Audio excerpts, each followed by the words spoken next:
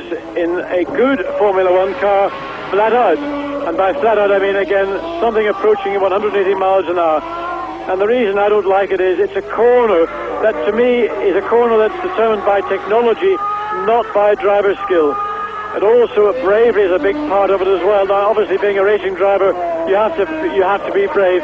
But for me, being a racing driver also should be about skill. Eau Rouge is now so easy in one sense for a good car to take flat out that the challenge of it is not any longer there. But what is a problem is that if anything ever happened in that corner, particularly as you climb up out of the Eau Rouge or coming through Radio, you are going to have an almighty accident. And also at the top of Eau Rouge at the Radio, it is totally blind. So if somebody does go off there, any cars following they don't know what's going to be there. They'll certainly see dust, they may see bits of cars, but they will not know where that car is. And I don't know whether the organisers here at Spa really feel that is something that they would like to change, but that is a personal opinion of mine.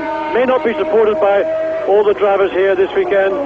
Well, I've driven through it and that's my opinion. Of course, the Eau Rouge section, a part of the old Spa-Francorchamps circuits, where, I mean the old circuit, which was on the top of my head about 8 miles long, John, where people like Fangio, Farina, Ascari won races in the 50s, where Jim Clark won 4 consecutive Belgian Grand Prix in the 60s. And Jim Clark never professed to like this place.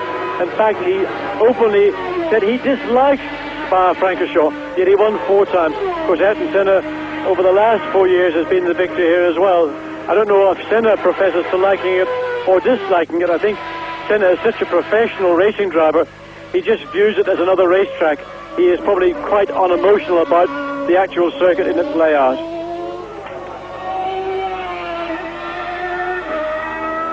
"25 Grand Prix being held here at Spa, John. 14 times, or 11 times it was won by the world champion of that year, and 14 times by someone else. And then Gurney won here in 1967. But we're looking at the man who is driving his second Grand Prix for the Fondmetal team, Eric van der Poel, who qualified in 18th place in Hungary, and then that was his best qualifying performance ever. But the race lasted only 2 laps when he ran over some debris of teammate Gabriele Tarquini. He damaged the underside of his car, as I understand it, and went off on the second lap on that very first corner in Hungary. Van der Poel this morning being slower than his teammate, but in 22nd position with a Fondmetal Ford on a 1:59.2, and already he's improved on that because he's on a 1:56, and he's one of those, 1:58.2, he's one of those Ford HB users. Well, we saw last year how effective the Ford HB is, both with Benetton and with the Jordan. Roberto Moreno had the fastest race lap, but this was the race that young German star Michael Schumacher made his debut, and what a glorious weekend it was for Schumacher, up until the race that is, and also for the Jordan team with the 7-Up sponsorship as it was at that time. Of course the race didn't last a lap, with car failure, but Michael Schumacher was so unbelievable throughout that weekend 1 year ago to this weekend that it did not take very long before, well, let's say the pot of gold at the end of the rainbow that the Jordan team discovered in Spa turned out to be